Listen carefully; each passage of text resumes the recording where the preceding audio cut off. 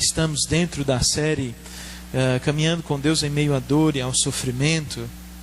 E hoje eu gostaria de conversar com vocês sobre 2 textos.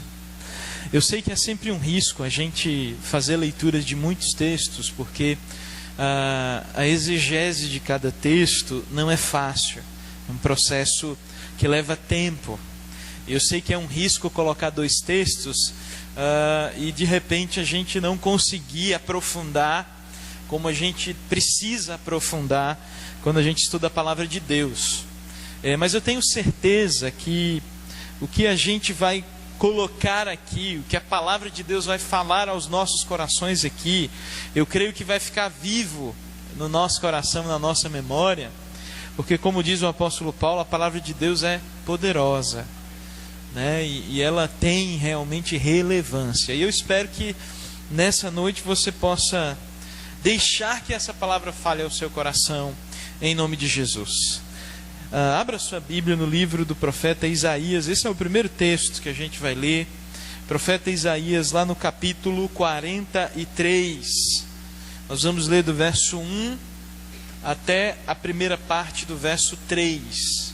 Isaías 43. Nós vamos ler do verso 1 à primeira parte do verso 3. Vamos lá.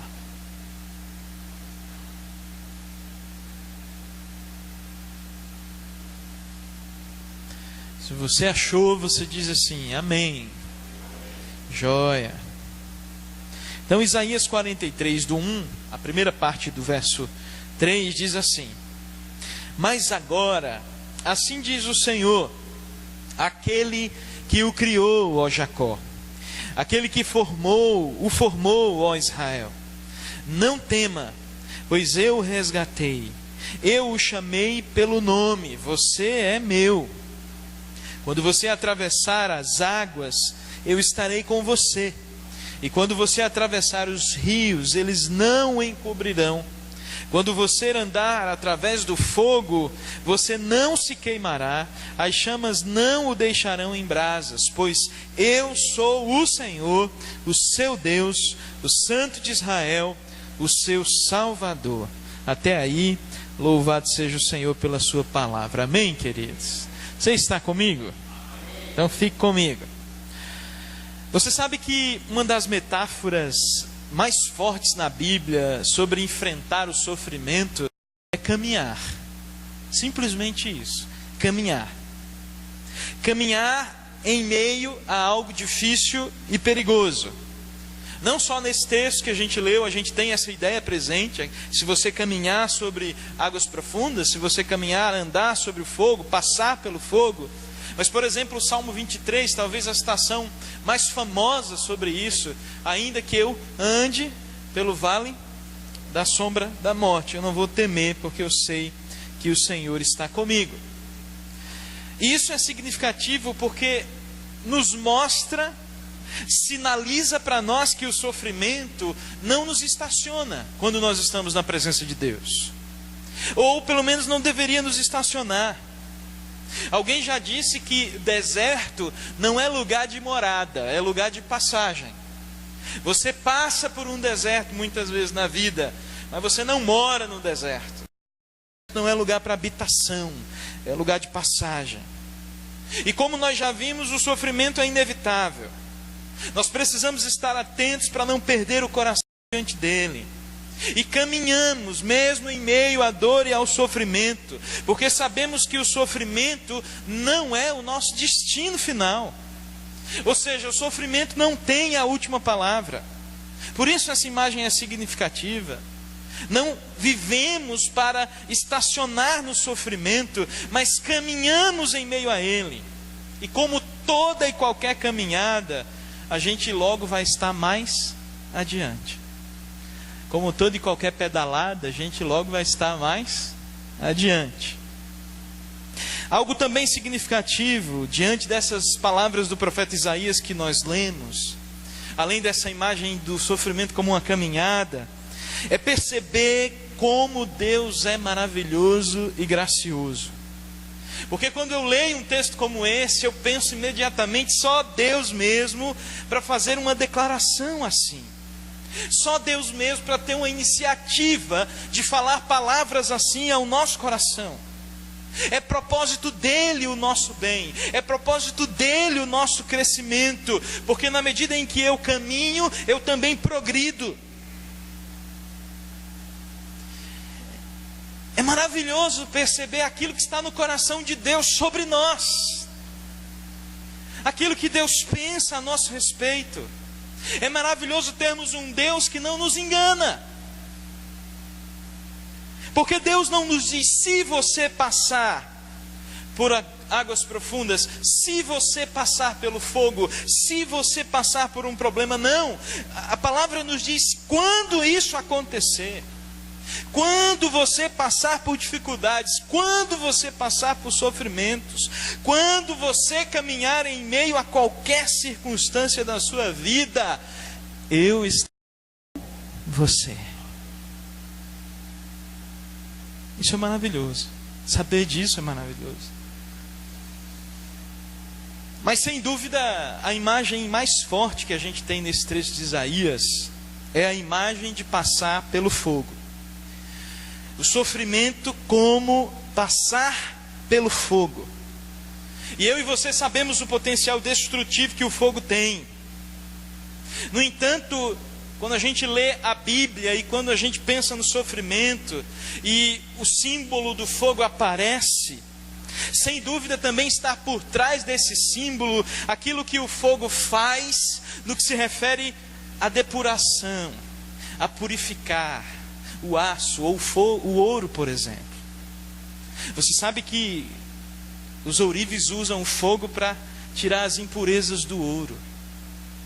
E o ouro ele fica naquela forma meio que líquida. Não sei se essa é a expressão física correta, eu não sou físico, mas o ouro fica daquela forma, mas ele não incendeia, ele não vira cinzas, ele não evapora.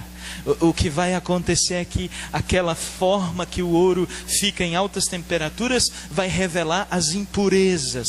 E aí o ourives pode trabalhar as impurezas daquele pedaço de ouro. Na carta de Pedro, que nós já pensamos e já falamos sobre essa carta aqui, Pedro usa essa imagem do fogo como que depurando, como que purificando, mostrando que a nossa fé é como o ouro. É preciosa, mas às vezes tem impurezas que precisam ser retiradas e tratadas por Deus. E muitas vezes Deus usa o sofrimento que ocorre conosco para que essa depuração aconteça, para que a gente possa ser moldado de acordo com a vontade de Deus. Os irmãos entendem isso?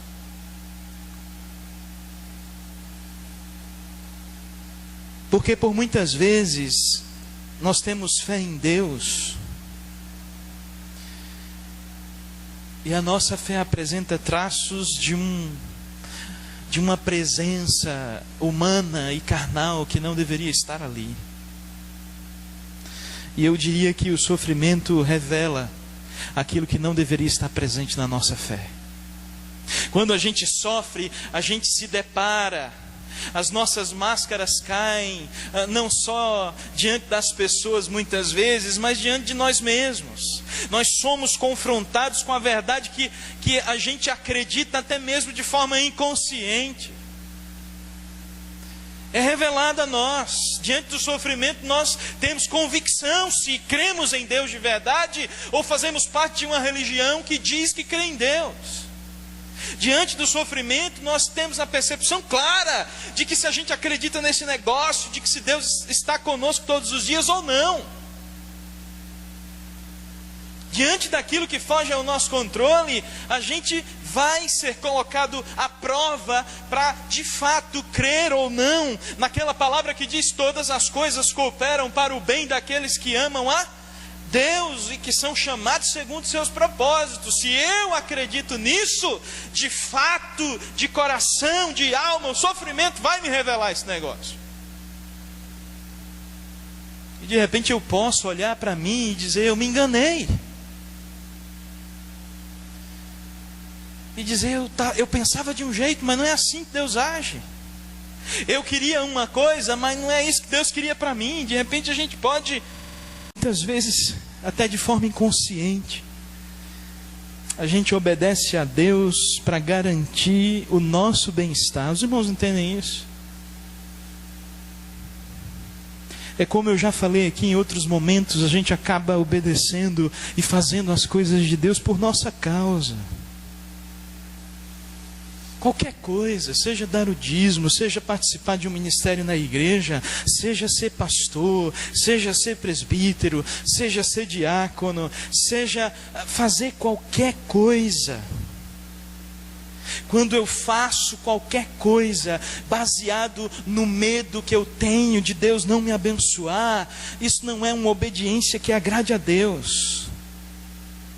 Quando eu dou o dízimo ou eu oferto na igreja porque eu tenho medo do devorador, esse dízimo e essa oferta não vem do nosso coração, vem de um constrangimento, vem de um medo, ou vem de uma tentativa de mostrar para Deus que Ele agora está me devendo.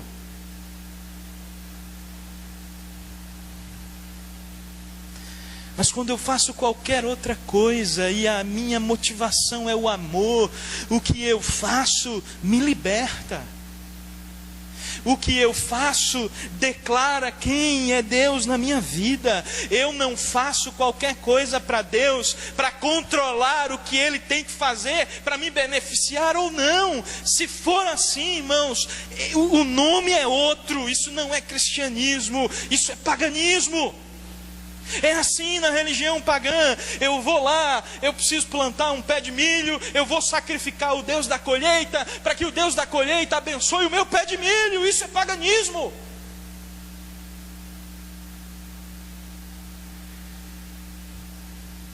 Em Cristo Jesus há uma mudança total de compreensão com Deus. Os irmãos entendem isso? Eu não obedeço porque vou receber algo melhor ali na frente. Eu obedeço porque sem me exigir nada, o Senhor me aceitou, me perdoou e me amou. É por isso que eu obedeço. Eu obedeço porque experimento o amor de Deus na minha vida de graça. Sabe o que é de graça? É um negócio que você não merece. Sabe o que é de graça? É um negócio que você não conseguiria merecer. Sabe o que é de graça? É um negócio que você não faz por onde para ter, não tem jeito. E quando eu olho para a vida de Sadraque, Mesaque e Abednego, eu vejo que eles entendem de graça. Esses homens estão alguns milhares de anos distantes de Jesus e eles entendem de graça. Eles obedecem a Deus não por causa dos benefícios que estavam recebendo e nem por causa dos benefícios que eles iriam receber. Porque o que é que está por trás dessa história? Mesaque, Sadraque e Abednego eram príncipes do povo de Israel. E o que foi que aconteceu com o povo? Foi derrotado, humilhado, escravizado. Mesaque, Sadraque e Abednego foram levados para a Babilônia. Certamente milhares de pessoas que eles conheciam morreram por causa da guerra, sem dúvida. E tem outra coisa, Mesaque, Sadraque e Abednego foram levados para a Babilônia. O Império Babilônico havia destruído o templo de Jerusalém. Jerusalém estava destruída, arrasada. A religião tinha perdido seu principal símbolo. A presença de Deus, a casa de Deus que representava Deus agindo, morando no meio do governando o povo. O templo foi destruído, os símbolos, os sacerdotes, tudo isso acabou. Sadraque, Mesaque e Abednego é fruto desse acontecimento histórico. A arca da aliança, que também representava a presença de Deus, desapareceu.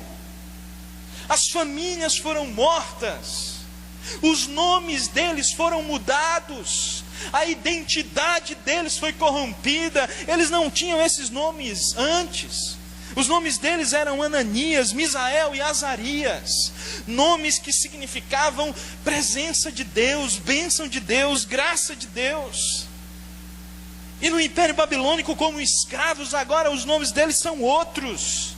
E esses nomes significam honras. Sadraque, Mesaque e Abednego significam honras a deuses babilônicos, deuses estranhos.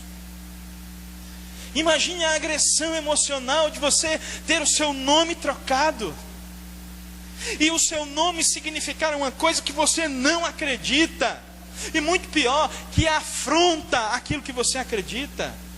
Vocês entendem? É isso que aconteceu com esses meninos. Foi isso que aconteceu com esses homens. E alguns historiadores e exegetas bíblicas concordam. E talvez essa seja um dos piores traumas que esses homens carregam. Além de tudo isso que eu falei, Sadraque, Mesaque e Abidnego possivelmente foram castrados. Se tornaram eunucos da Babilônia. Assim como Daniel, que possivelmente também foi castrado como eunuco da Babilônia. Porque quando um império dominava uma cidade e levava os príncipes daquela cidade para as suas portas, para dentro do seu território, isso era uma prática comum para humilhar aqueles que haviam sido derrotados. Você está entendendo qual é o contexto dessa obediência? Sadraque, Mesaque e Abidnego estão dizendo assim para Nabucodonosor: Nabucodonosor, tudo que aconteceu conosco lá atrás, o nosso templo, o templo de Salomão, uma construção incrível, bela, um lugar da presença de Deus maravilhoso, não existe mais. Nossa família, morreu todo mundo. O nosso nome, a nossa identidade acabou, não tem mais.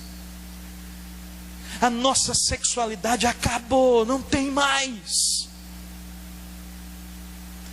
Mas nós vamos obedecer a Deus, porque nós tememos a Ele, e não vamos adorar essa estátua coisa nenhuma. Os irmãos entendem o que está acontecendo aqui? Sadraque, Mesaque e Abidnego decidiram obedecer a Deus, não porque as coisas deram certo para eles, não porque eles aprenderam que quando eles dão dinheiro, Deus devolve para eles um pouco mais. Não é por isso que eles resolveram obedecer a Deus. Eles resolveram obedecer a Deus por quem Deus é, não por aquilo que Ele pode fazer. E isso está claro na segunda lição que a gente tem aqui. Essa confiança que Sadraque, Mesaque e Abidnego têm é uma confiança madura e verdadeira. Porque dentro do que eles falam, não importa o que aconteceu, mas não importa o que vai acontecer. Veja, Nabucodonosor disse: vocês vão morrer, eu vou matar vocês, eu quero ver quem é o Deus que vai livrar vocês da minha mão. E eles dizem para Nabucodonosor: eu vou dizer uma coisa para você, Nabucodonosor, o nosso Deus é poderoso para nos livrar, nós não estamos obedecendo a Ele por isso. Ele vai nos livrar, mas se Ele não livrar, louvado seja o nome do Senhor. E é interessante que parece uma contradição, não parece? No mesmo verso, eles dizerem assim: Ele vai nos livrar. Está lá, a gente leu agora. Aí tem ponto: mas se Ele não livrar, não interessa, a gente vai obedecer a Ele pelo que Ele é. Irmãos, se tem uma coisa que o sofrimento faz conosco, é nos trazer maturidade. E maturidade muitas vezes não por causa do sofrimento, mas por causa da forma como a nossa fé é exercitada dentro do sofrimento. O que esses homens estão dando para nós aqui é uma lição de maturidade. A confiança deles estava em Deus e não no conhecimento limitado que eles tinham a respeito de Deus. Porque em última análise a fé que eles tinham não significava que eles controlariam o que Deus iria fazer. A fé que eles tinham era a força necessária para, independentemente do que acontecesse, é porque Deus está conduzindo e guiando a nossa vida. Eles não tinham fé no plano de Deus, eles tinham fé em Deus, em qualquer plano que Deus tivesse. Essa é a diferença aqui. Essa é a diferença de uma confiança madura. Não obedecer a Deus por causa das minhas expectativas do que aquilo que Ele vai fazer. Eu obedeço porque sei quem Ele é. Eu obedeço porque sei que Ele tem o melhor. E o melhor talvez aparentemente não seja agradável para mim, mas é o melhor. Deus não é um meio para que a gente alcance objetivos de vida, da nossa vida privada. Você entende isso? Tratar Deus como um meio para que a gente viva a nossa vida, fazendo as nossas escolhas, ao bel prazer, fazendo o que der na nossa telha, e afinal de contas, Deus é uma realidade presente, Ele está em todo lugar, e a gente vai vivendo a vida sem levar em consideração de fato quem Ele é. É o que os teólogos têm chamado de ateísmo cristão. Sabe o que é ateísmo cristão? É aquele que diz que é crente, é aquele que diz que vai na igreja, que tem Jesus no coração, mas a sua vida não significa isso. Aquilo que ele fala, a forma como ele trata as pessoas, não significa que Jesus Cristo é a medida de tudo aquilo que acontece na sua vida. E isso é ateísmo cristão. Que coisa louca!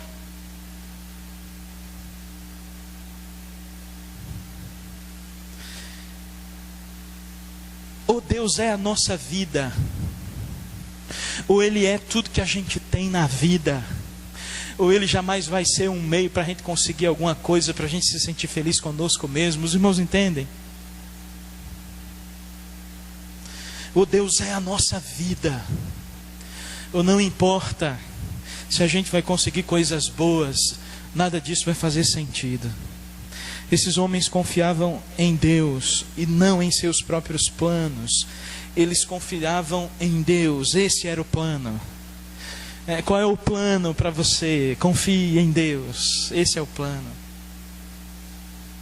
Qual é o plano para que você se sinta plenamente seguro? Confie em Deus. Esse é o plano. Sadraque, Mesaque e Abdinego tinham um desejo real de glorificar a Deus em tudo. E eu já estou terminando. Porque não tenha dúvida que há aqui um desejo real de glorificar a Deus em tudo. E Deus é glorificado através da vida deles. Deus é glorificado. O resultado é que Deus é glorificado através daquilo que aconteceu. Nabucodonosor, quando vê os três ali, ele olha para a fornalha e diz: olha, a gente jogou 3, e foi 3, porque eu estou vendo 4 caminhando dentro do fogo. E um desses 4 é como se fosse o filho dos deuses. Você sabe quem é esse 4º homem, não sabe? Você sabe quem é essa 4ª pessoa? Essa personificação da presença de Deus. Como nós já falamos em alguns outros momentos. O anjo do Senhor, que aceita adoração e reverência, como se fosse o próprio Deus. Você sabe quem é? Esse é Jesus. É Jesus que está ali, mais uma vez, caminhando e cumprindo a promessa de Isaías 43, caminhando com Sadraque, Mesaque e Abdinego dentro do fogo.